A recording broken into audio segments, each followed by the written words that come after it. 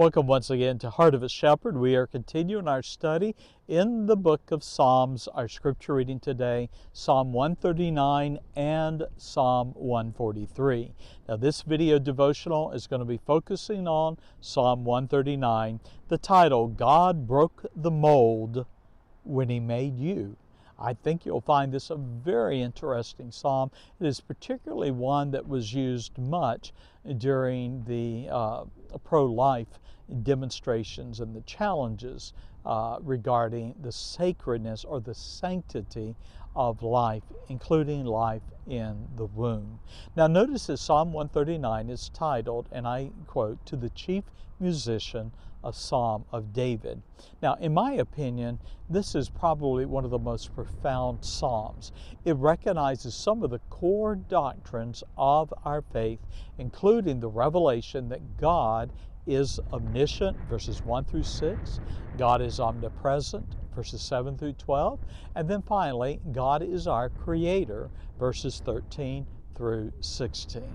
And so let's begin with the question, how important are these doctrines?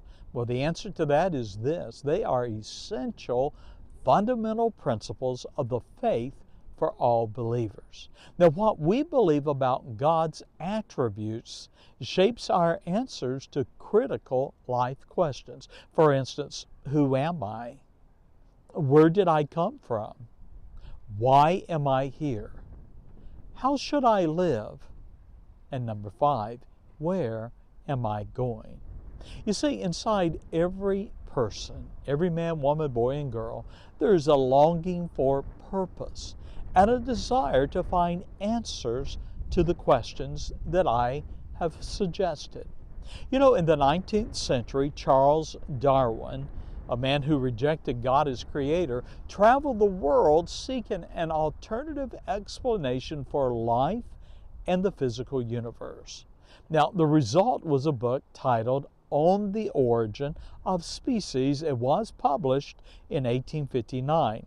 Now, that is a theory of the world and life apart from God and suggesting evolution. Now, Darwin's theory of evolution, though dismissed as impossible by many credible scientists, has continued to be taught as science in secular education institutions.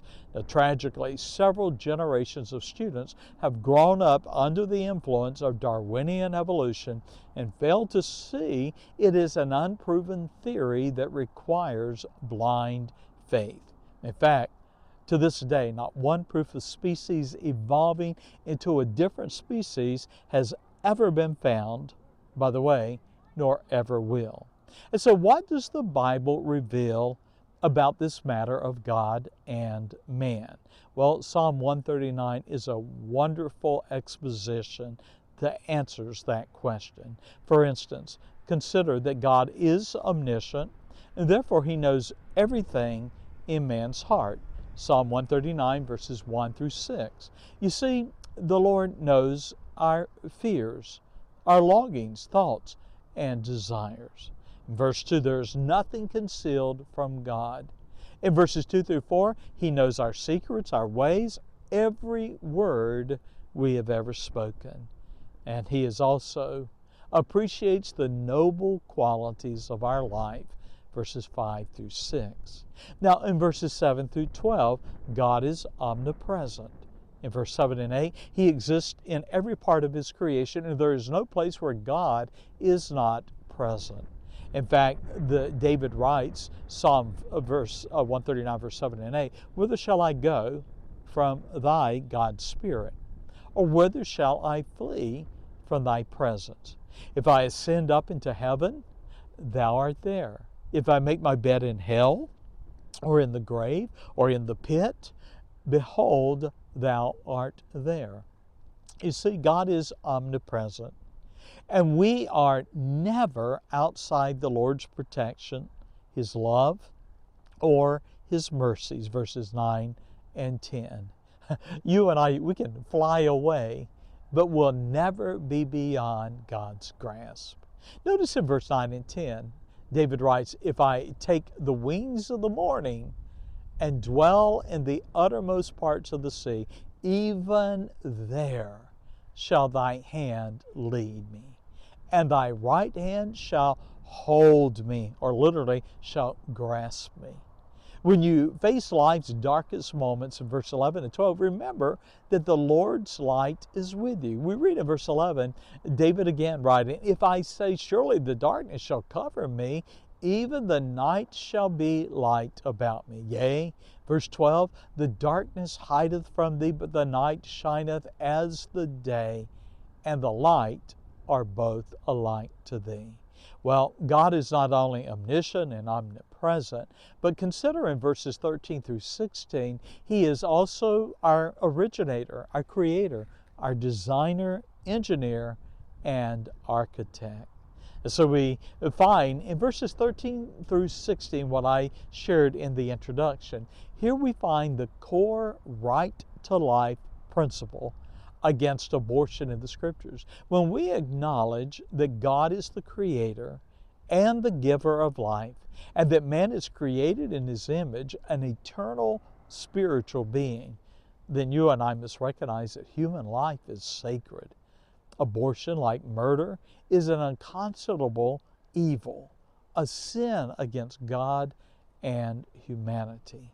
Well, in verse 13, God has sovereignly established your and my distinctiveness. We read in verse 13, "For thou hast possessed," literally, "acquired my reins." Now, figuratively, that's kidneys, but it really means mind, my soul, the very seat of my desire. Lord, you have acquired my reins. Thou hast covered me, he writes, in my mother's womb. Imagine that. That child within the womb of a mother, God is the designer. He is the giver of life. Every person, whether man, woman, boy, or girl, is unique. In fact, you're one of a kind, and no one else is exactly like you. Now, modern science has shown how special you truly are. Did you know that your ears are geometrically unique to you? In fact, even your body odor is unique to you. In fact, scientists have found that it secretes a mix of 44 compounds. Your fingerprints and fingernails are also one of a kind, with loops and swirls forming patterns that are distinctive to you. Even the pores on your nose create a pattern unlike any other. Well, in verses 14 and 15, we find that God has planted in man's soul an awareness of his Creator's hand and purpose. Verse 14, then, we read, "I will praise," literally, Lord, I will give you thanks. "For I am fearfully," which means amazingly, I am amazingly, wonderfully made. Marvelous, extraordinary are thy works, and that my soul, my very life, my very being, knoweth right well. Verse 15, "My substance," that is, my very frame, "was not hid from God when I was made in secret," referring to the mother's womb, "and curiously wrought in the lowest parts of the earth." Interesting, curiously wrought is the idea of the weaving of a tapestry. Now, you and I, knowing science and what science has discovered, know that we are genetically unique with our DNA. Now, consider this then. From the moment you were conceived, your identity and your days were set. Verse 16, "Thine eyes did see my substance, yet being unperfect," that is, being an embryo, being an unformed mass of my mother's womb. "And in thy book," in your letter, in your scroll, "all my members were written."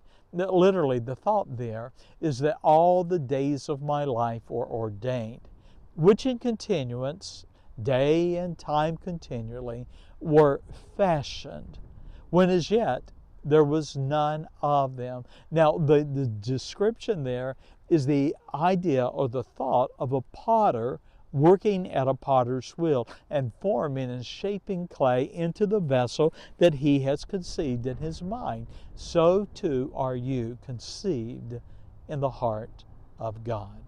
Well, as I close, I would remind you, you are God's unique creation, and He knows you. Now, He made you a free will agent, and even like Charles Darwin, you have a privilege and the responsibility of choices. Now, be aware, the ability to choose also means facing the consequences of those choices. And so I close by reminding you what is written in Romans 1 verse 20. For the invisible things of Him, that is of God, from the creation of the world are clearly seen, being understood by the things that are made, even His, that is God's, eternal power and Godhead, so that they, all mankind, every man, every woman, every boy, every girl, they are without excuse. What a wonderful God we serve. And listen, He's made Himself known not only in His creation, but in the revelation of Himself in His Word, and then in His Son, Jesus Christ. If you do not know Him, I urge you today, study the Scriptures, for He has revealed who He is to us, and He will do the same to you if you open your heart to God. God bless. Thank you for being a part of our study. And bye-bye.